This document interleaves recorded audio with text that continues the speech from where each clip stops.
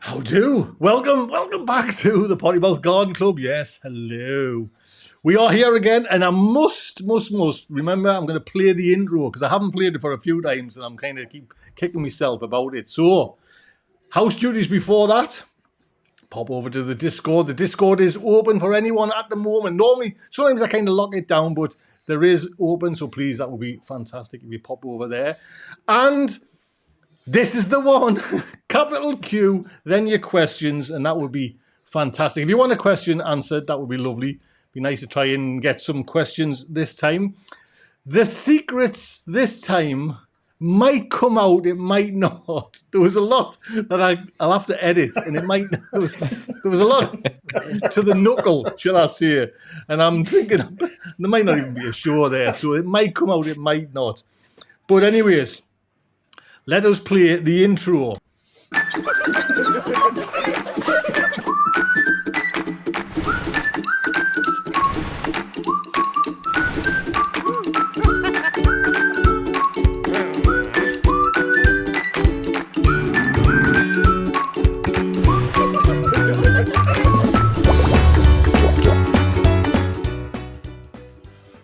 There you go. So, we've got that out of the way. There's our fantastic guest, JB. I caught you doing something. I don't know what it was you were touching, but you sharp pulled your hand back there. I was playing with my microphone. Yes, yes. Honestly, Stephen, nice to have you back, sir. Nice to have you back. Thank you very much. Nice to be back. I missed it last week. We just about coped, but I have to be honest. Mark was saying some brutal things about Crimson Crush tomatoes, which, to be honest, I was a little bit disappointed. He was going to throw them out, the worst tasting tomato he's ever had. And I was thinking, the old boy's not here to defend himself. And I'm a Crimson Crush guy. I'm growing them. And I was just to be honest, they're not the most flavoursome tomato. They're just reliable. And that's why I've always grown them. A lot of the crops, especially with things like blight. So with the potatoes, I grow the Sarpomera, and the tomatoes, I grow the Crimson Crush because they're reliable against blight. If you get it and you get wiped out, you still got something. But I'm not growing them this year. It's funny though, Steve. Me dad, I gave them me dad some a couple of years ago, and he says they were the nicest tasting tomatoes ever. Do you know what I mean? So yeah. Maybe he hasn't tried Sun Gold or, you know what I mean? The kind of. Well, it's like those Sun Gold. I mean, they're a nice looking tomato, but they split. And to me, they taste foul. They're just far too sweet. Maybe a bit more traditional. Gardener's Delight, that's a nice little cherry tomato. You know, it's got some astringency there, and it's sweet as well. It's got both. So, I mean, everyone's got a different taste and flavour profile that they prefer. So. Mm-hmm, mm-hmm. No, I'm with you with the kind of the Sun Gold. They're like a double-edged sword. They're lovely. Yeah. But they don't last. They don't last even when you pick the nice ones in the fridge. They're still split.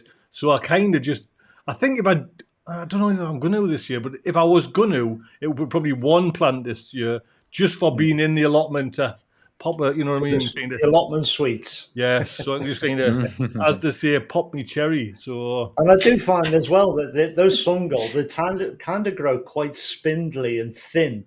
There's not a great deal of substance to the actual plant. And I don't know if that helps or hinders them, to be honest. But I've always found them a bit weak looking. F1s as well on there, so you can't really. I think so, yeah. Yes, you can't really do much with them, and so we're getting back at the Crimson Crush. We're slagging off the probably one of the nicest, you know, tomatoes in the UK market. JB, nice to have you on there, sir. Yes. We've just been talking, myself and JB, about the chili thing, and I've forgotten it off the top of my head, JB. We're going to plan another one. When did we come? What day did we come up with? I think we've penciled in 29th of March, but don't hold us to that in the chat.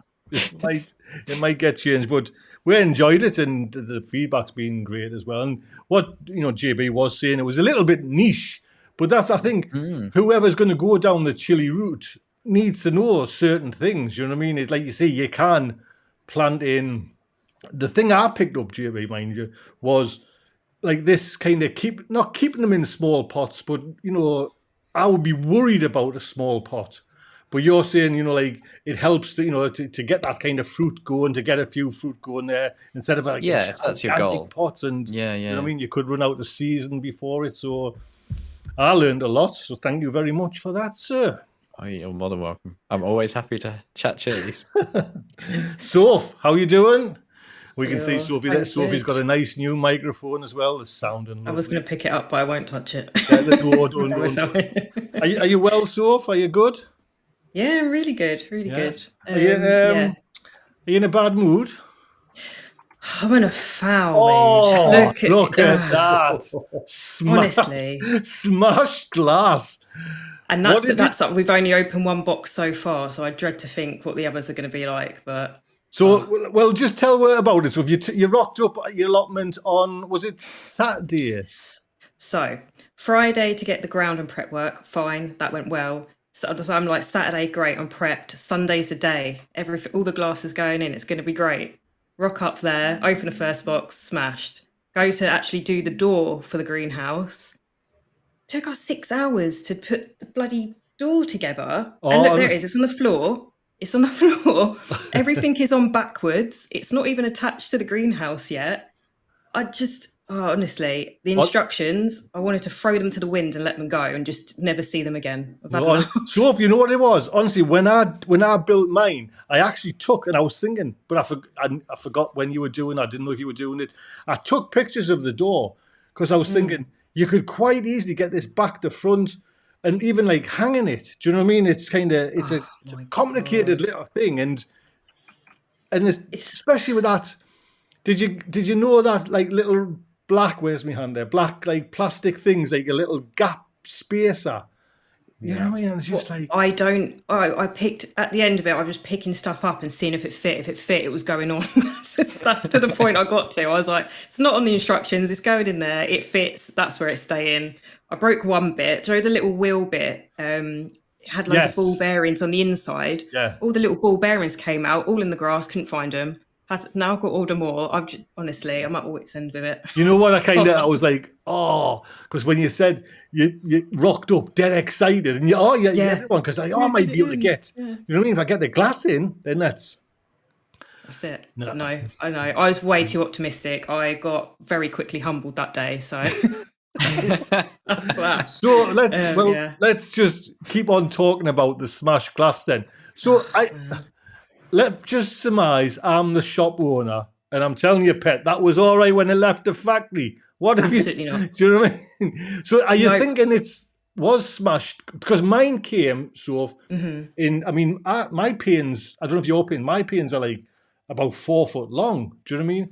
And every one was like packed in this like wooden pallet crate. Yeah. That's what I got. Yeah. So they came in that. They've not. What I did is they've came in that, they've stayed in that, they've not really moved, still taken into the plot. So what I did is I cracked open the crate and I stacked them all up ever so neatly. So like literally treated it like a newborn baby. It did not hit the ground of any sort of weight or anything like that. So they have been absolutely babied. Opened the crate, moved the crate into the car, then put them all back in, bungeed them to the car seat. Not too tight either. I made sure it was just right. And then to the plot, drove at like 20 miles an hour, made a lot of people mad. I got a lot of dirty looks for doing that. And then just Joe, what, ever so careful. I'm like 100% sure I wouldn't have been the reason that was cracked. Right. It's just, I was very careful. So what's the next step then? Are you going to just go out and buy some, or are you ordering some, or are you going to try and? I think I'll probably message Halls and see what they can do for me, because I honestly don't think that was my problem. Hopefully, it's funny because help me out. I mentioned in the kind of our like little WhatsApp thing, they must have this by so many people maybe trying to like fudge it a little bit. You know, they've smashed one themselves. I'm just, you know what I mean? Because you can understand like. I'll try me luck here and try it. So they must have like some sort of, all right, well, we can guarantee, you know what I mean? So I'll see what they say. It doesn't hurt to ask, does it? If they say no, then nothing I can do. But what I was just actually looking on their halls. it takes, to order glass. You can order it straight away, but it's like in this like delivery circuit.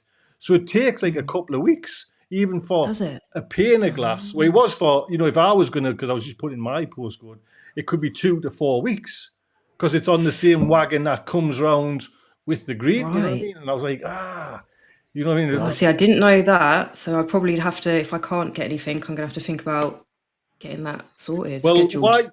why don't you see someone who knows about broken? Hey! We've got the ferryman here. Greenhouse expert. Yes, just get some any old glass and just watch a couple of JB's video on cutting it. Do you know what I mean? So, I'm sure he's got to polycarb he can send you.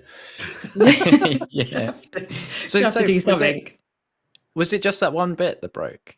Were there others? That's the only box I got round to opening before we just to check, because we opened it to check, and then once we saw the greenhouse, like, oh no, I've got to get the door and the window frame put together before we even think about doing that.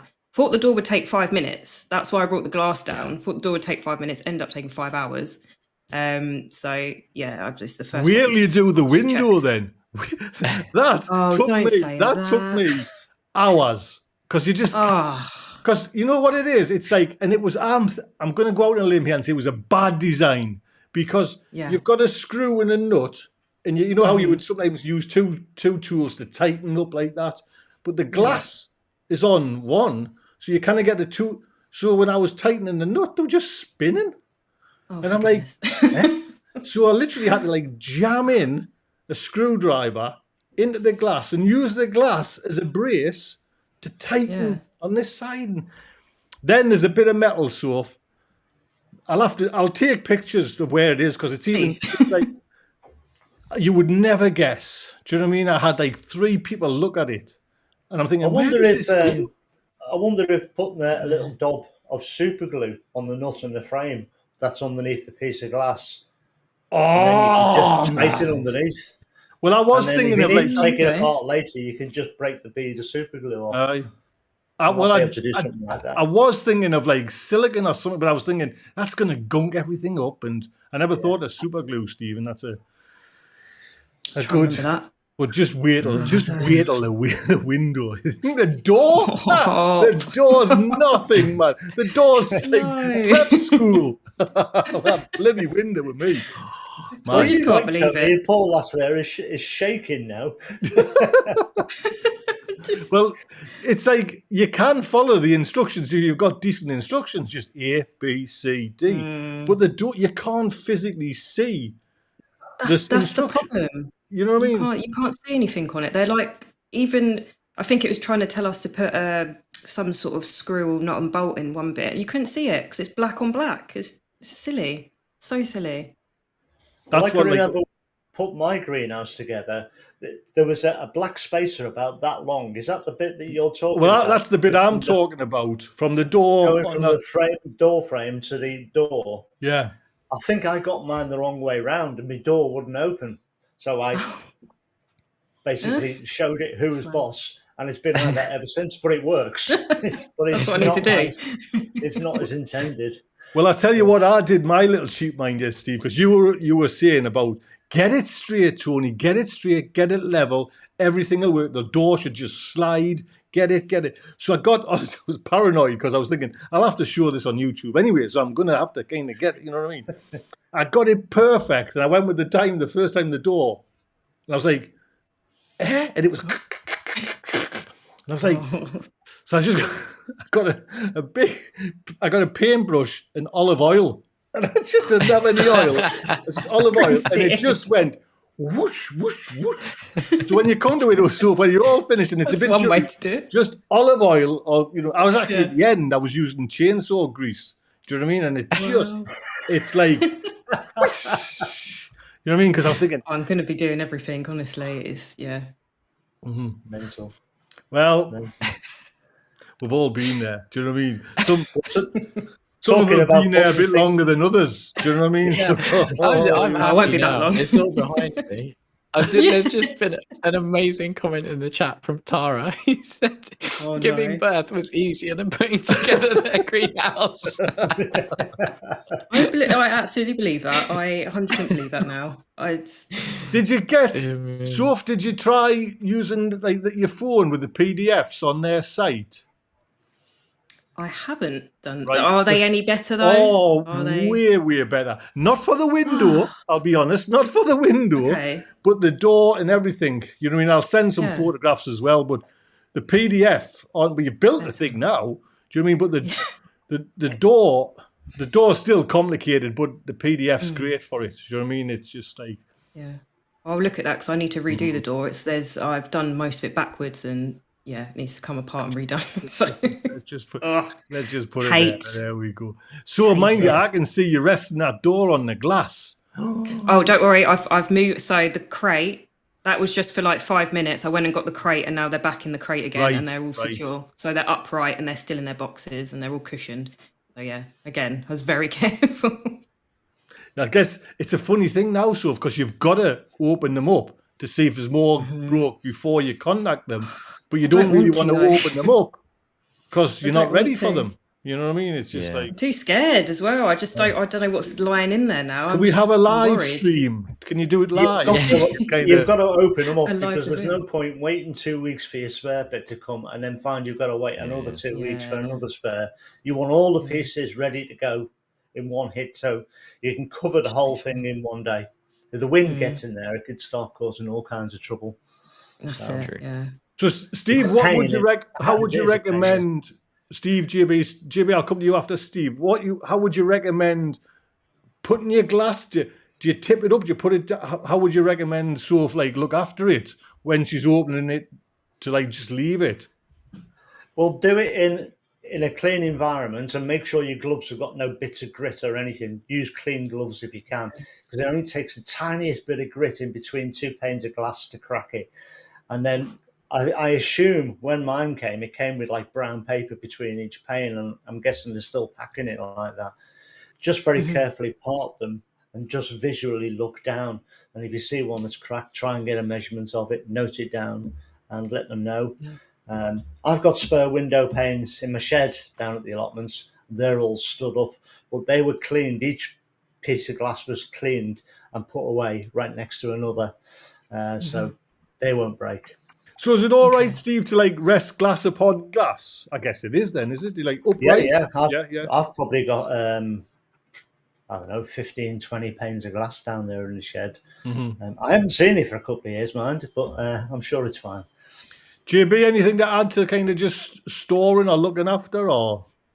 No, I think that's everything. I was quite surprised, actually. There was a load of spare glass in the plot next door that had been vacated. There must have literally been 30 sheets all stacked up against a water butt as well. Like a round water butt.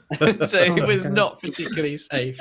They were all fine. I used 10 of those to replace my thing. So I think it's always best to be very, very precautionary.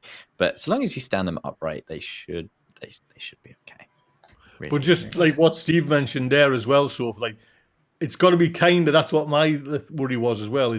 Although mine was just a little one, I was a bit concerned if I didn't get it up in a day, wind could get up and it could be a way to canvas. You know what I mean? Canvas things. So once it's up half-glazed. Yeah, once it's up, you know what I mean? It's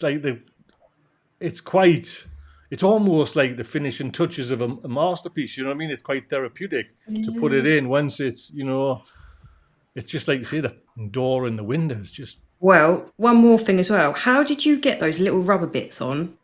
Oh my God. Oh, I know. You see prep, Sophie, I watched the video and there were Australians, and when I first played it, because it said Hall's video of how to put in the silicone, that black, and I was thinking, because I remember putting my dad's up about 5-6 years ago, thinking, I forgot about this. But I watched that video, and they just had it. See, that was going into the kind of they had it on an angle like that, and they just and it looked dead easy. And I went, it's not going to work, and I did it, and it worked. So you have to. Well, I'll look at that then. So have you got it? A bit of washing up liquid in the groove on your framework, and it'll just slip in. keep your Oh, see? plastic taut. Keep that taut in one Yeah. hand. Put your thumb on it and just. done. And sometimes I'm it gonna do comes that off, then. and you know what I mean. But Yeah. I thought it Because that was hurt. Mind you, painful. it hurt by the end of the day. I was like, it was stinging. Yeah. So I think we've covered do one, putting up greenhouses, one on one there. Anything to? It's horrible. Will you let me know, Soph, when you're kind of doing it again? Because like I say, I'll try and send you pictures. We'll all, because it's when you're there when you want Different to help. story. Do you know what I mean? Yeah, And if that's we're it. all kind of kicking around, like say Steve can just say, you know what I mean, it's back to front. I can say something, you know what I mean. I'll laugh Yeah. at you. You know what I mean? Because you know what I mean? That's just who you are. That's the way I am. You know what I mean? Yeah. So, Yeah, right that's then. true. Thank you. But it was. I had a funny day today. I've been putting the wooden frames together to go onto me polytunnel. Now, you know, all this care and attention I've been given to making sure that everything's nice and level and straight and true and proper. Well, I made one of the door frames today and I put it up and I just eyed it in and then I measured it to make sure it was equally central, stood back to look at it and then got a level. And it was all perfectly plumb and all perfectly straight. And I hadn't set anything. I just put it up onto a plumb frame and it was all nice and proper. I sat down and had a coffee, I must admit. But there you go. Is he just What is this? That's Is not this in keeping, is it? Mr. Peter Perfect? Hey. Well, it won't be I that one. really We'll see thought with the that other one tomorrow. It'll probably be like that. No matter how many times, mind you, I do a level. It's never, you know what I mean? Like, because we've been doing the son's bedroom a few days ago, and we've got some of these massive poster things in frames that have to be up. So you've got to take like a wood measurement, put a level on for 2 holes, and I'm saying to Melanie, my wife, is it level? Yeah. Well, I can see it's level as well. So then you put it up, and it's like, Cockeyed. you know what I mean? So, right, who did send this? Was this screenshot? I just want to show about daffodil bulbs. James Wong. yeah. Who sent this? Was this you, Stephen? Was it? I saw No, this on no. Twitter. Oh, it was you, JB, right? So James Wong. Now, to be honest, JB, I never kind of knew this, never even. But they're saying daffodils are the single most common cause of plant-based poisoning. And, he says you want to get your staff trained, Marks and Spencers, no less. You know what I mean? Now, when I first seen this, JB, I'll be honest, I was like, oh, that's just like trying to grab attention. But then you scroll down, right? And like the views and the comments, there's a lady there who works for Marks and Spencers. See if I can. Yeah, I saw that. Oh, wait, I think it must be. It's not coming up live, but yeah, I saw that. It must be actually in the comments. Let's see if I can jump to the. Yeah. It was a picture of her. She'd been like handling daffodils all day. Yes. Or something like that, wasn't it? There she is. Oh, blimey. Yeah. It's really nasty stuff, apparently. And to be honest, there was quite a few people said, they've been, be very careful because they are. But have you seen this picture as well? I know there was right on the kind of the veg, but you know what I mean? Like there's onions in the background there. Yeah, But if you go, someone else showed a picture of, there we go, in Old Asda, 5 a day. I think that's brilliant. You know what I mean? So it's all. Hell. So yeah, it's very, very nasty indeed. Steve, have you heard of this or not? Or like, I haven't heard it in particular about daffodils, but I mean, I think most gardeners know that 99% of the plants that you got in your back garden are poisonous in some way, and if they're not poisonous to humans, they're poisonous to your pets. So you've got to be careful with everything.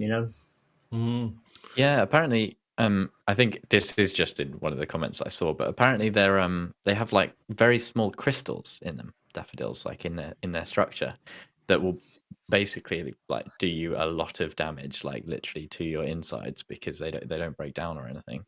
Really horrible. But it's like you say, Jimmy. It's what gets me is they are striking like similar to kind of spring, spring onions, the allium family there, especially when they're on the same shelves, you know what I mean? And I guess they do it just like, and under a banner of 5 a day as well. It doesn't help. Does it? That's actually a brilliant. So, have you heard anything like this? Have you come across anything like this? Did you know about it or? No, that's absolutely my first time hearing it, but I don't understand, why are your daffodils in the fruit and veg Oh, no. area? Why is that happening? That's just, yeah. Just bizarre, to be honest. I mean, I'll one more time just because it's just a create. You know It's what I mean? just And actually, like you look at say, that. There's an also, open one as well. uh-huh. Half open one. The flower Yeah. at the bottom, I can see. And it was saying somewhere in them comments as well about like garlic scrapes look almost the same as well. Do you know what I mean? So Yeah. you can be quite misleading. So be careful, very very careful. Certainly keep my eyes peeled. Right, spring is in the air, JB. Is well, actually, it's been cold here. Has anyone jumped the gun and sown something? Like, come on, be honest, have you? Because I have. I've sown some I was about to tomatoes. say, I know somebody who has. I've sown some tomatoes. I've sown Crimson Oh, have you? Crush tomatoes. Yes, 2 days no ago. way. No, probably about 4 days ago there now. I've got me little. That Super 7, I'll be honest, is a little cracking work machine. Do you know what I mean? It's just, I'm so glad Steve recommended it because it's thin. It's like, now that I've got the greenhouse, I can just once they're up, just pop them in there and, you know what I mean? Life's a Yeah. doddle, to be honest. So I did break my own rule because I was saying middle of March, third week in March, but I was thinking, Crimson Crush, I want to get some outside this year because I've had them outside in the past and I've seen they're getting a good crop. So I'm limiting myself in the tunnel. This is me reasoning why I've jumped the gun and I broke every rule I wanted to keep because I'm using one bed for chilies. That's why. So I'm not having the space. So the Crimson Crush are going to be like the big, beautiful fills. What's he saying? What are you saying, lad? He's not happy, is Me? he? Nothing. I bet he's sown something. What have you sown then? No tomatoes yet. Far too early. No. You're Peter No. Perfect. I forgot, didn't you? So have you broke any rules, Stephen? Have you jumped the gun on anything, or are you not experimenting? Not this year, no, not yet. I haven't really. No, I'm just kind of sticking to my guns because I put the proper. Excuse me. Excuse me. I kind of I haven't. Oh dear, the things. Honestly, no, That was I've put the brilliant. propagator on late this year deliberately to go back to some sowing dates. I've noticed a creep in my own dates year on year. I'm getting earlier and earlier, so I've cut right back again, and possibly, and it's all weather dependent. Possibly do it later in this month. We'll see. Might even be into April yet. I mean, I don't think you being YouTube helps because you're always kind of thinking, oh, I'll put that on, I'll be able to kind of jump the gun and get a tomato video out. I mean, that certainly wasn't my case, to be honest. I'm only posting a video once every 8 days at the moment, but Yeah, it's, you know what I mean? You can't help but post, you know what I mean? Like plans. Just remember, Tony, that video that you did last year where you were absolutely losing it at your tomatoes is honestly like one of my all-time favorite YouTube moments. Like that video could be prescribed on the NHS. Like it's just so good. Well, it's funny because, like you say, you do jump the gun, and that's purely jumping the gun there, and then you realise that it's just. And I think I started that video off, JB, was like to highlight me tomatoes. But then when I was actually recording, thinking these actually look so bad that you know what I mean, like, and just so bad. But mind you, that I'm guessing it was that CalMag seemed like prop them up. They I don't came know if good, it, you know what I didn't mean. I don't know if it was or not, but I certainly give them a good feed of that, and they certainly picked themselves up. Whether it was just like light in the polytunnel or not, but this year. I'm going to be Peter Perfect with that little Steve. I mean, the thing is, I mean, over previous years, I've always sown me Crimson Crush early because I wanted the side shoots off a grown plant early so that I can have tomatoes quite late in the year. But that's kind of being a bit silly, really, because in essence, the plants that I was growing in the first place weren't very good for a crop. But the side shoots were excellent. So I may as well just sow the Crimson Crush a bit later if I'm going to grow, which I'm not this year, in the first place, and just have them fruiting late. So I've realised, and I thought, well, this is a bit silly just doing it just to do this one thing, and I don't really want to grow them this year. So go back to my old ways. I mean, as I say, when I was a kid, we never used to sow tomatoes until May, and we still got perfect crops. So why aren't you growing Crimson Crush this year, Stephen? Because what happens if you get blight? You'll be kicking yourself that you didn't grow Crimson Crush. I've got too many other. I try to limit the varieties. I mean, it's very easy at this time of year. You've got people sending you seeds. You've got people recommending your seeds. And especially when you're a YouTuber, somebody will send you a mail, say, you really got to try this one, Steve. You've really got to. And we've all had it, you know. We've all had seeds, you know, X, Y, and Z. And I've probably got 6 or 7, well, more like 8 or 9. But I'm only going to grow 6 or 7 because I want crops as well. I don't want a few from this type and a few from that type. I want proper crops. So you've just got to limit yourself at times. Crimson Crush didn't fit this year, unfortunately. Didn't fit the bill, Crimson. But you are doing the Crimson. What's it called, Steve? I forgot. Crimson Blush, isn't it, or yes. something? Are you Rose doing that Blush or one? Are you? something. I'm doing that one because it's a bigger tomato, and that suits my needs better. Because really, what I want, apart from, you know, tomatoes to go on a sandwich or to go in a salad or to go with a meal, however you want to cook them, grill them or boil them or whatever, I still want a crop that I can process to make tomato sauces, tomato soups, to put in the freezer for through the winter. I mean, we've just had a tomato soup tonight that I made last summer. You know, beautiful tomato and basil soup. Just got it out of the freezer. Fantastic. Sophie, tomatoes. If you get this green, have you got any? Have you got plans for like varieties you're thinking about this when your greenhouse not even built yet? Have you? I sowed them because I was so confident that I was going to get the greenhouse up. So I can see them over there. And they've popped up as well. That's the worst bit. They're here. I was going to say, well, that's, you know, one of the things you've you know what I mean. I was going to say that's one of the things you've getting right. I didn't mean that in that kind of, but like germination. I mean, is a tricky thing sometimes. You know what I mean? It was like tricky for me that without that little Super 7 thing. So, how are you germinating yours? So, have you got like a Super 7 or a little propagator or? I got the Super 7 influenced by you guys, heavily influenced by you guys. So I got the Super 7. So it's sat there. I've got tomatoes in there at the moment. I've got chilies. That's all I've got at the moment, to be honest. So, yeah. Right. Yeah. What tomatoes you got then, Soph? I've got. I went big on paste tomatoes this year. So I've got some. Nice. Was it Roma F1s? Yes. I've got Big Mama. I think I have got Crimson Crush in there, but like Steve said, I didn't like them last year, but I've got them in there because I had seeds to use, so I thought whack a few in, why not? And then I've got some Rosella, some Sun Gold that I'm trying for the first time this year, and that's all I can remember. I'm sure there's a few more. Oh, Garden Peach, and then I think that's it. Right. Yeah. See, I remember me like. I don't think the Crimson Crush is that bad a taste, to be honest, and it'll make a great sauce. No, it's all right. It's good. Can you remember what your soup was then? What tomato it was? It will have been a Crimson Crush. There you go. So the other thing that really ought to be mentioned here, just to put you people in the shade a little bit, is the responsibility you people. As a YouTuber, you've got for getting people to start their seeds too early and possibly walking into problems with them. And that's a huge weight, really, because people are watching you and they wait for the signal for you, you know, as your subscribers. Sow them now! They all fail. It might have looked great. And I'll have these big, huge tomatoes there. And I'll be like, oh, what's happened to yours?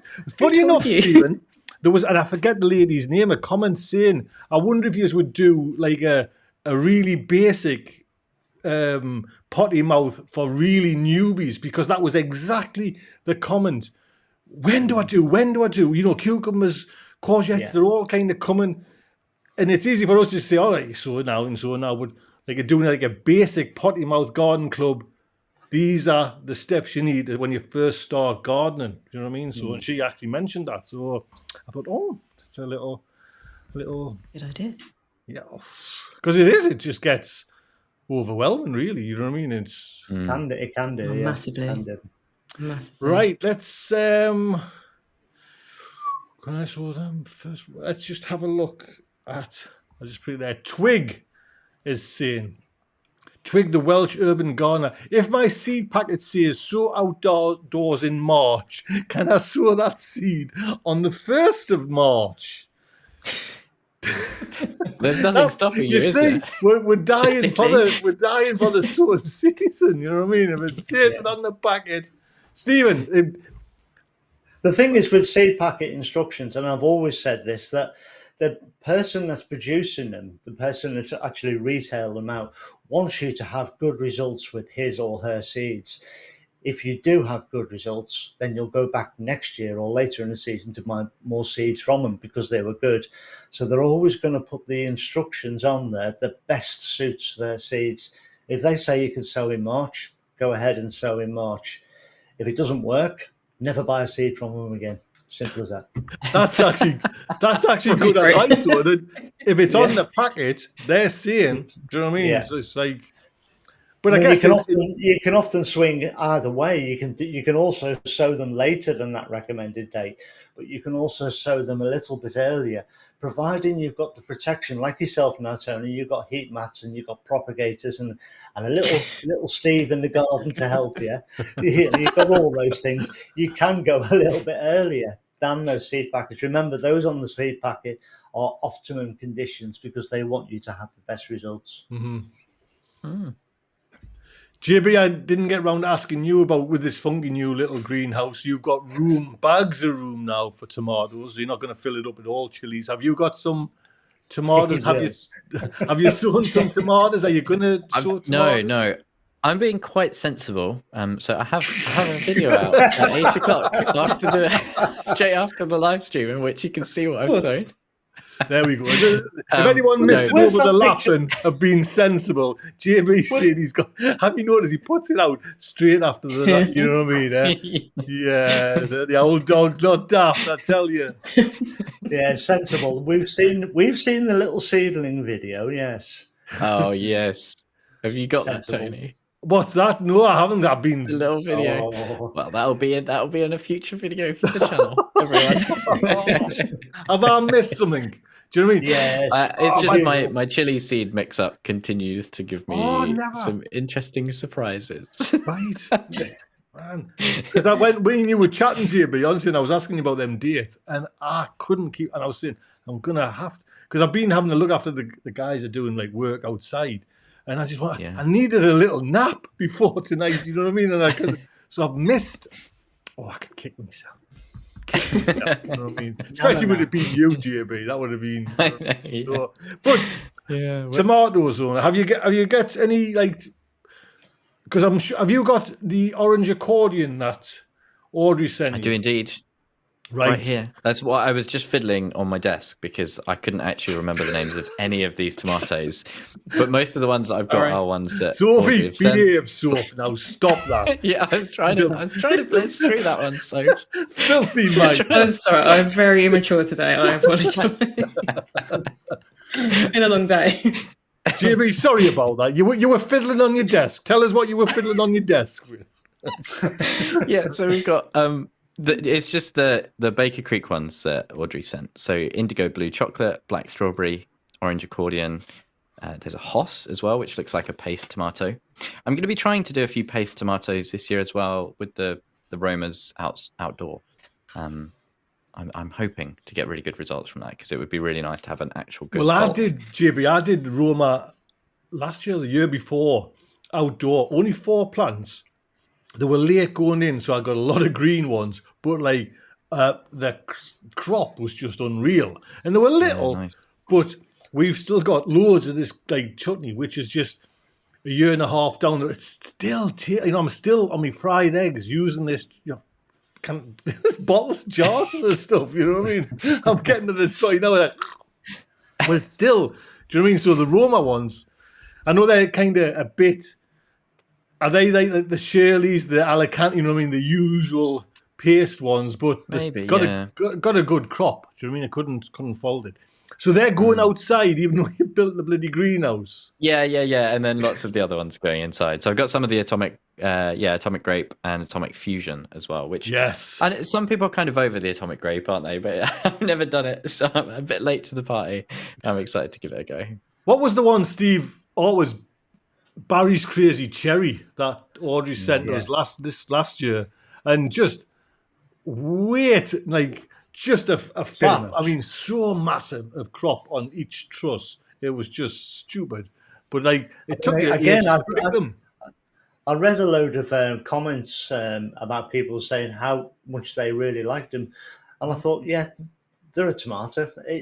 To me, they didn't taste like anything special, you know. What I did find though with them, Steve, is I mixed them down into kind of like I say a spag bol sauce, and they did add like a certain nice flavour to them with other ones. Right. You know what I mean? But there was no. I'll not do them again. It was hard to kind of keep the trusses healthy. So big. Do you know what I mean? It was just like needed a wheelbarrow to take them away. Really, it was immense. If then, just out of curiosity, Stephen, what's your one tomato you want to grow this year? Like the one you're looking forward to? Probably the Shirley. The Shirley? Yeah. That's not what I expected it to say, honestly.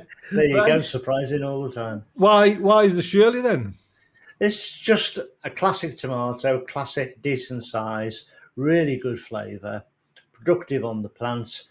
Plants stay healthier longer than other plants when they succumb to various things. Just a good all-round doer, as my granddad would have said. So. JB, is there one plant that one tomato that you would?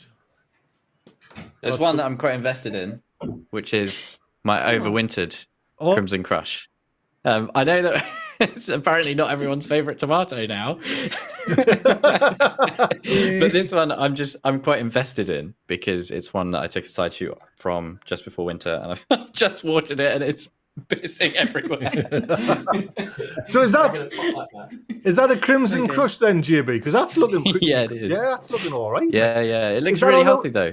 Is that on a windowsill where you've just pulled it from there? Is it? It is, yeah. I had it under the lights for a little while, but it was starting to go a bit bananas. You know, it was really. I was like, maybe I'll just pop that back on the windowsill, and that's like an east-facing windowsill, and it seems fine there. So right. I can't be sure, but it looked like they had the side shoot ready to take off that one. It did, yeah. I only just spotted it then when I had it in front of my face. Right. But yeah, there's one that's just come up. Get it taken off and get it planted. Yeah, there you go.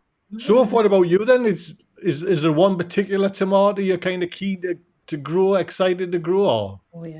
Oh yes, Rosella all day, every day. That is like eating a raspberry. It is, best tomato I've had. Love it. Right, Rosella. Right, I see. That's the problem with really good. with kind of having this. You know what I mean? Isn't that a bush tomato? That one, Rosella, blight resistant bush. Is it what? Wait, hold on, newbie. Bush? Oh, no. A blend of raspberries, blackberries. It grows really tall. So I think it is the one that just grows and grows. Like a potato. Yeah. It was taller than me at one point. So right. Really nice. The Romas are kind of determined where it just spreads out everywhere, and so if you'll have room now, JB, for that Romas, them because they're outdoors. You've got 2 allotments there now, and. Oh yes! I hope everyone's seen that tour. Landowner. Tunnel next. Be a polytunnel. Oh, don't tempt me. Yes, maybe. Right. Let me just ask. We've got Ladies Gardener at home is asking: has anyone made their own seed tape, and how successful was it? Now, Lady, I haven't made my own tape, but I do buy the tape there now. I've got about 7 packets of the carrot and beetroot one, which I found just tremendous. It's one of my failings is trying to thin out. I'm terrible at it, to be honest. So if any help I can get, I put them in. I put like 6 of these tapes a meter long. I don't know, but maybe 8-12 inches apart, and I got a great crop. Do you know what I mean? It was easy peasy lemon squeeze. It was like carrot growing like painting by numbers, you know what I mean? And sometimes you just want a carrot. You know what I mean? You don't want to be you just want an easy way to get carrots, and it worked for me. So, but I've never made, you know what I mean? I can envisage it just having meter lengths of toilet paper on your kitchen table, trying to, you know, how do you stick it together and everything like that. I don't think anyone's made their own. Has anyone attempted to make their own seed tape? I haven't, no. I I've can't not, I've imagine you seen- making it. There'd be shreds of paper everywhere. Oh, I know. Seeds all over the Shouting at floor. I've seen Tony O'Neill is in the chat, and he said that he's made it from toilet roll or kitchen paper, but it's just a faff. Sew them thinly, which is I think fair. I would maybe give it a go. I've never even tried actual, you know, retail seed tape, but I feel like maybe it's a little bit of like a crutch. And actually, if it's probably something that if you're a bit of a beginner or, you know, a bit rubbish like me, I feel like that's maybe just a skill that you should try and focus on learning, right? No offense. So what is the Tony. point of them? What is the point of seed It's already tape? thinned Just out. spacing. It's Yeah, already, it's mostly spacing, I think. Okay. it's already thinned out. And when I'd noticed it, I think it was you that mentioned it, Steve, and I realised I was doing exactly the same. You start to thin out, and it's not like you're heavy-handed. You're too over-eager to thin out, and then you end up thinking, I've pulled more out than I really should have done here. You know what I mean? I'm now like every carrot's 12 inches apart. You know what I mean? And that's the kind of the little niggle I've got. You know what I mean? So You just need a little bit of patience just for those sort of 5 or 10 minutes. And if you feel like you're going too fast, just stop and go and do something else. yeah, it's that bloody 30 years of patience. That, you know what I mean? That's bloody, there you go. But even that's not foolproof, you know. That's why sometimes I use that little green seed dispenser, which are much better for carrots, really. Would you like 'Cause one of you them printed can off, thin- Stephen? I could print one of them off for you. I would. I'll take one. Yes, please. Potty mouth branding, please. Yes. Yeah, I'm just Tony, telling. show us your seed. I'm going to labels. show them. I'm going to, show Stephen. I'm rather proud, to be honest. So, this I made myself. Yes, I've got a 3D printer, and I made this. This is my own little, and it's got, I don't know if you can see there, but I showed it there. It's hard, it might be, it's got like a ridge, so I'm going to put like a label or write in pencil there. But I printed bloody loads of the things. I've got hundreds of other bloody things there. So, and yes, I'm not helping the plastic situation at all. Greta, if you're listening there, this year, I'm just printing plastic. Don't worry about it. I'll clean up afterwards. Yes. It'd be interesting to see actually how long they last in the sunshine. Yeah. You know how many years you get out of them, whether they're better than the ones that we. Well, buy I know you can, Stephen. I haven't looked in. I forget the name now. This is called PLA, and it might be PL something. Is like a harder one for weather. You know what I mean? You get when you see like Easy's printing them shoes. You know, the JZs. Yeah. You can get a certain filament for printing shoes. Would you believe? And so I'm just at the moment. I'm level 1, but I'm quite.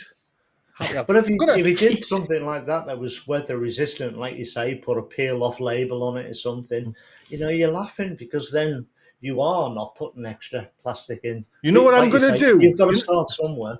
You know what I'm going to do? If you just come over to the Discord, I'm going to give the lucky winner, there'll be a competition for 20 of these bloody things here. I'm going to give them away out for now. So I'll get that sorted in the Discord. I've got hundreds of them. Rattling on all the time. Right. Where are we at? Right. Oh, JB, let me just put you up there.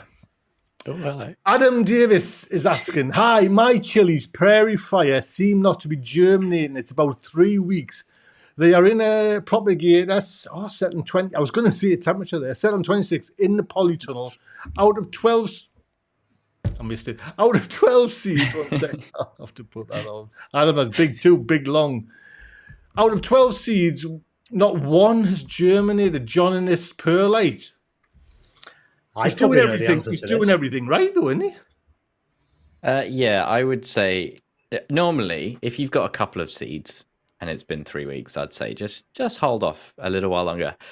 I had a seed germinate today after 58 days, which was absolutely incredible. I think that's a new record. But yeah, the fact that you've got 12 in there and not one of them has come up is maybe a sign that the seed isn't great. I was going to say, could that would be be my all first seed? I mean, we don't know from Adam if it's all seed or not. What would you recommend, JB? Because time's So again, kicking on. just do a backup sowing. If you've got any spare seed, either a different pepper that you have, or fresh seed of that exact variety, if that's what you want. It's not too late in the season to get your pepper. So I was going to say, it's not too late, is it not? No. Right. Not I mean, because we are professional chili growers now. You know what I mean? Oh yeah. You know what I mean? So, you know what I mean? Adam, watch the show on the 29th there. So, I mean, the temperature 26. That's okay. Yeah. The optimum is 29, and but 26 will do it definitely, and provided they get everything else is okay. But you're not overwatering and they've not rotted or anything. But JB, let me just put this back up again. Adam's saying they're in a propagator in his polytunnel, so the polytunnel on the night time might not. Yeah, that's a really good point. It depends how warm your polytunnel is, because propagators, even really powerful ones, can only raise the temperature so much. So if you're up north and it's really cold in your polytunnel the whole time, it could be a temperature issue. Actually, yeah, that's a really good point. I was just thinking about doing them indoors. It could just be that it's not quite warm enough for them. Because most of them just sort of raise them up about 8 or 10 degrees above ambient temperature. So if you've only got -1, you're only looking at temperatures overnight of 7 or 8 degrees. So definitely, Adam, bring them in. Bring them in. Windowsill. And then, because what Steve mentioned a while ago, as long as their feet are warm later on, you know what I mean, that's all right. You know what I mean, unless it's a kind of nasty frost. That's what our mind's working at the minute. But definitely, you need 26, 28, 29 constant. Do you know what I mean? So difficult, I'm telling you, JB. Yeah, they are tricky to germinate. That's probably like one of the trickiest stages, is actually getting them germinated. I was wondering if it was like because they were this Chinense thing that you mentioned to me, JB, because I've got some that I sowed from the chili farm, and I don't know, I must have sowed them about 3 weeks ago nearly now, and they haven't shown at all. And then just recently, Audrey sent me some seeds, some more chilies. They're, up and running after a week. They're really quick, but the others, but you said straight away, no, it's the Chinense, and they just take on the Chinense ones. Well, funny enough, Stephen, I got some if this was from the link JB put in the WhatsApp about the chili farm, I got some of them ones, and mine's germinated. They're only like a little kind of plant compared to, say, another one, but they've all germinated and all the, you know what I mean? Why would you grow them? There's no heat in them. I'm just growing because I can germinate them. Because I can. You know what I mean? Fair enough. Well, look, we mentioned this on the show, Stephen. It's like mountain bike riding. I can ride a bike, but I cannot ride mountain biking. So I can take a nice hot chili, but not like you know what I mean? I don't want to kind of spoil me meals where it's like red hot and, you just have to watch like Chili Chub when he's testing his own sauces. He cannot speak, and we're seeing JB do that as well. Mamma mia. So for you, I've never asked you this before. Are you good with heat with chilies? Can you take a pretty hot chili sauce? I think I used to be able to when I was a lot younger, because a lot of my meals were, like, my mum used to cook meals always spicy. So yeah, I want to say yes. It's been a long time, but I'm not scared of them. Well, maybe I shouldn't have said that. What chili varieties have you got going there? So I've got a lot of the ones that you recommended, JB. So that Buena Mulata one. I've got. Oh God, I can't remember them now. Difficult one. I've got the Sugar Rush stripy one. You also said about that. Nice. I've got Purple Pumpkin, Figalo, something. I don't know. Loads of fire. Yeah, they were all aesthetically chosen. There was no. They're all purple. That's it. Ah, right.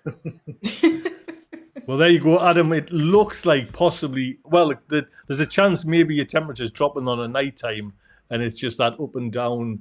Do you know what I mean? Yeah. And when you've got one of them sensor push, Steve, you can see that digital Yes. trend just like it's like a roller coaster. You know what I mean? So You can't fail to miss it on that, and it just takes 2 minutes to check on your phone, Yeah. and they're brilliant for that. Right. I thought we could like talk about like let's talk like with a broad title. Let's talk about, and then we'll pick a certain vegetable now because we're starting to kind of so. And I thought that the first one for me would have to be chard. So let's talk about chard a little bit. It's one of my kind of favorite ones. You know, I seen it once. I was introduced to it. I'm sure it was something like the River Cafe program on the telly where they cooked them and they had like, I think it was like goat's cheese and a bit of this and a bit of that. And it was just, you know, I tried it and it was delicious. Like a kind of spinach. And for me, I'm not saying easy to grow, but certainly they can withstand a few drops in temperature. Maybe not as cold as Cockermouth got this year. Do you know what I mean? But No. Steve, what about chard for you? Is it a kind of versatile veg for you, or is it something that you don't really care about? No, love it, and I've got to have it, and I will be sowing some this month, and I'll probably sow in total 3 or 4 times this year. You've definitely got to have it through the winter, and I try to put it in as many polytunnels and as many different areas as I can. A, to test the water, and B, just in case you lose one crop, you've still got another one to go at. Because, like you say, it's so versatile. But you only actually eat the leaves. You don't eat the stalks, do you? No. I mean, It's madness, really. Well, it's not kind of. It's just, it's easier. You know what I mean? I just kind of, you know what I mean? I chop them stalks off. Yeah, you can. I've seen people pickle them and all sorts. You know what I mean? So, Yeah. how do you understand? I don't understand why it's so difficult just to chop a stalk up and throw it in a pan for 2 minutes. I don't. He's not having it, Tony. He's not having it. It's just because it's colour coordination, Stephen. It doesn't look right when you've got like a, you know what I mean? Yeah, people eat with their eyes. You've got a nice colourful plate in front of you. Because I like people eat with their eyes. It tastes. I'm trying to fight times my corner better. here, and it's not working. He's not letting us have. No, it's not. I'm not going to let you off at all. I'll give you this one then, because Go on. the leaves wilt down too quick. I like still, you know, some sort of texture there, and if I've got to kind of brazen the stems to get them wilted, Yeah. that's my argument. It's not going anywhere. There's your leaf. There's your knife. Chop the leaf up like that. All your green stuff's left. Chop your stalk up in the pan, 2 minutes, then throw your leaf in. I tell you what, mind you, Stephen, I caught my wife Chop doing. You're right, to be honest. And by God, this year I'll do it for you. I'll do it. Good for you. But No, don't do it for me. Do it for you. I did see my wife, mind you, Right. threading, and I pulled her about threading Calarel Nero. You know, like the Yeah. taking the stalks off and throwing the stalks away on that. And I was like, oh yeah, don't use the. So. Sometimes, I mean, you know, some kales, some of those central stems can be a bit tough or a bit woody. So it's, but if you've got nice young, you always pick yours when they're this big. Yeah. If you let them grow a bit bigger, you'll be able to prepare them better and eat the stalks. And they're tasty as well. They will hold flavour. So you can put olive oil or a bit of chili sauce or what other food destroyer you want to put on it, you know. JB, is it anything chard related for you? Are you a chard? I tell you what. One of them. Yeah, I tell you what, there is nothing I can grow better than chard, and the one reason is because I don't like it. It's just sod's law. If you don't like something, it will grow better than anything else. What's wrong about the taste of chard then? So I completely like. I just don't. Because you never ate your greens when you were a little child. I love spinach, like Medania spinach. If I get a good crop of that, I'm over the moon. I love spinach. And everyone says, yeah, chard is just like spinach, but it's not. It's not. It's not. I'm sorry. It's just not. So, I can handle a bit of chard. Like I can chuck it in a salad or chop it up or disguise it. But Jess, my fiance, hates it as well. We used to have some. I was growing some in the back garden, like in the raised bed, and it was like a really nice idea. It was like, oh yeah, you can just go out and just chop it. And every time I come back with it, she'd roll her eyes at me. He's got that bloody chard again. So, JB, what are you? You know, when you're growing it, are you actually cooking it, or were you just chopping it in salads? Yeah. Sometimes it was Like wilting sauteing? it in the pan sort of thing. Yeah, I think maybe if you could get a bit more creative with it, you can do a Yes. few things with it. Yes. But I think, Stephen, I think it's cookery skills that are lacking. That's the yeah, problem you there. can blame me. This- I'll take that. This is what my job used to be as a chef, was to get people to like things that they didn't previously like. And I would always see it as a challenge, and I still do. I can't resist it, because anyone can eat anything. But it's just got to be. He's saying that. He's saying that, but he's not going to have a hot chili. No, but I am trying them. I'm not walking is, away yeah. from them. Last year, I grew them for the first time in about 10 years. This year, I want to grow 2 varieties, and I want to experiment with the spice and without the spice, and find out and try and work out where this link is and where it fits into the food groups. So it's not something I'm walking away from. It's something I'm actually physically doing something about. Because, well, when you first, it will be hard, I reckon, Steve, because it's like, when I remember, you know, like as a child, you know what I mean? But it's that, there's something that drags you back and you want it. Do you know what I mean? It's Yeah. just like, and then it gets to the point where it's on everything and things taste bland because you haven't got, you know what I mean?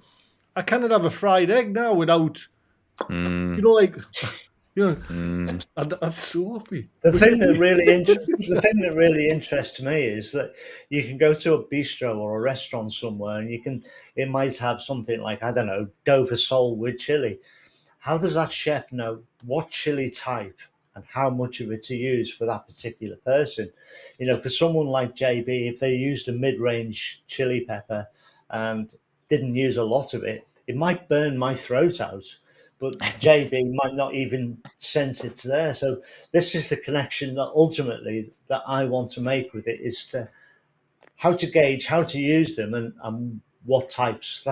That's where I want to be with it in a few years' time. Well, you know that what you do, because eventually, I think JB will probably agree with this, Sophie will agree with this. When you go to restaurants, it's never hot enough.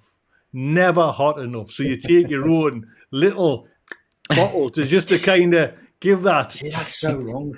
We go to the picture. We It's go one to of the the reasons why I pictures. don't eat it. We go to the pictures and take our own chilies. Oh, for heaven's sake. You know what I mean? And like unsalted popcorn, because they give you like a little jalapeno tub, which is just like 20 jalapenos, if that. We take a jar and on the salted popcorn. Do you know what I mean? So have I said something like, well, like, yes, it's like all the time chili now. So we go to, like, especially my wife, just like red hot. Do you know what I mean? Like, if we go for, like, say, a pizza, if they haven't got chili oil, it's a bad pizza restaurant. Do you know what I mean? Just like, This is one of the things why it bugs me, because as an ex-trained chef, if you like, my job and all my training was to produce balanced food for everyone. Balanced, tasty food where you could taste the ingredients that was in it, and all those flavors came through to the customer. And if you didn't do that, you were failing at your job. So this is why I really do want to understand the differences with the chilies and the heats and all that. So take your own sauce. DIY. yeah, we've seen how yours went with that. I've got one question for you there, JB, because we'll have to get onto the tips of the week. Oh, yes. Loki's asking you, how many patrons have you got, JB? Nearly 50. Not quite. We're at, I think, 18. I want to say 18. Right. Well, that's 18. I haven't got it loaded. I think. Up. I should have it. I think it's about that. I'm very, very happy with it either way. I'm over the moon. I can't believe it, to be honest. It's wonderful. There you go. It's Hey, look really, at that, really top lovely. of the hour already. Man, Gosh. It flies. it just goes. Not even through all my, you know what I mean? I wanted to talk about nematodes as well. There's lots, but we'll do that. Save it, Tony. No, Say it. we don't talk about the one rule we don't talk about on Potty in the after show is gardening. Well, we'll jump then. I'll keep that quiet. We will be talking about them next week. What, JB? I'll get you now because you're laughing. What's your tip of the week, sir? You got to watch Behind the Shed for that joke. Tip of the week is a nice simple one. Don't do what I did. I might have mentioned this on a show recently, but net your brassicas. Just it's a hunger gap, not just for us, but for all the birds. And quite often you think that they've left everything alone and you're safe, and there's no more caterpillars. And they pounce when you're least expecting it. Quite often just after, maybe like a day after you say, oh yeah, this hasn't been netted in ages and everything's left it alone. And then you go to the plot the next day and they heard you. And they bloody heard you. Soph, before we get into your little, I just want to, because we've got a new name, and you actually give your name yourself, the neglected gardener. Oh yeah. Remember? Oh no. Forgot about that. Yeah. So just tell her before we go, how long you'd left these in the packet. Oh, I think they come around November time. I only opened them like last weekend. So I just assumed they were dead. So I thought, I'm going to chuck all of these out. Opened it. I was like, oh, it's trying to survive. So what is it? And because Steve gave you a good tip as well. What are those? Raspberry canes. Right. I've got like a whole season. So the whole season, so summer, autumn, and I think I had some fancy yellow ones. And I thought they'd all died, but no, Steve said just chuck them in the bucket, rehydrate them, and is everything all right with them? So far, they look like. So I did what Steve said, rehydrated them. Then I've planted them just in their own little buckets at the moment. And when it's I heard if you sort of tug at it and it feels like it's given a bit of resistance, it means the roots have sort of tried to take to the soil. So it's done that. It's a bit more resistance now. So I think they're off. I think they're trying to live. Good. Yeah, so it's good. What do you know? What variety they were so far, not or? That was a Glen Magma. Right. And then Fool's Gold, and then I had another Glen something. I can't remember. Glen Ample. Yes, Glen Ample. That's it. That's the one. Yeah. Fingers I had crossed. all those. Crossed. Yeah. Sophie, your tip of the week then: rehydrate raspberry canes. Rehydrate your neglected plants. Yeah. I was going to go with sort of just having patience around greenhouses, but I'm not going to do that because I'm still sore about the subject. So we were talking about carrots, and one thing I did last year, which I think Steve might have actually mentioned in one of his videos, is sowing them is to leave a plank of wood over the top to help them germinate. Yeah. I did that last year, and it's the only successful way I could grow carrots. So if you're trying those this year for the first time, sow them, leave a bit of wood on them, and then it helps with germination or helps them not get eaten. I couldn't remember. What is that theory then, Steve? It helps keep them. It's like mulching them. It just keeps the moisture in there, because very quickly, in a day, half a day, they can dry out on the top, and then you've got to go and rehydrate them. But if you put a board on the top, some people use plastic cover over the whole bed. If you do that, it just keeps them moist, and the longer you keep them moist, the better chance you've got a good germination. Right. Well, while you're on then, final one, tip of the week, sir. Just done it, haven't I? No, this month, March, is a very, very important month. It's that transition period from cold winter into a warmer spring. So keep an eye on your temperatures. If you need to, write a little piece of paper down and write the daily temperatures. See the trends that are happening. Look at the forecast for the next couple of weeks and see what the weather's predicted to be. If you've got dips and drops, don't sow your seeds. So, I've just recently done a video on all this, talking about it, but it's so important that you get it right. There are seeds I could sow now, like tomatoes, if I wanted to, but I'm going to hold back because I know better times are ahead for those. So just monitor the temperatures, write down everything you do, and you've got a guide and a start for next year. And you can be driven by the weather. not be driven by the desire to sow seeds. Fantastic. Good. Fantastic, man. Voice of reasoning. You know what I mean? I'm jumping the gun with my son. Basically, he's telling me I've jumped the gun. Do you know what I mean? When we Oh, yeah. I've- Well, that's the thing, you can quite easily say, well, I did it last year. It worked for me last year, so I'll do it again this year. And you could be doing it for all the right reasons, but you're doing it at the wrong time. The weather's not quite the same or something along those lines. So don't be driven by what your Auntie Mabel did in 1970, Be driven by the weather. Or your flaky YouTube creator. Yeah, you know. Yeah, don't trust YouTubers. That's right. You'll get nowhere. Well, it's been lovely. Big thank you, Stephen, JB, and Soph. So thank you very You're much. welcome. Sophie, keep us in touch on WhatsApp when you kind of come to do your greenhouse, and then we'll get you back on as well, and we'll have another little episode. You know what I mean? It might be good or bad. We will. Either way, we love it. I'm good. I'm glad. JB, we will see you soon, sir. Thank you very much. And Thanks for having me. Stephen, always a pleasure. Everyone, take good care. Thank you very much. Cheers, everyone. See you next week. Bye. I'll go watch my video. Love you. Bye.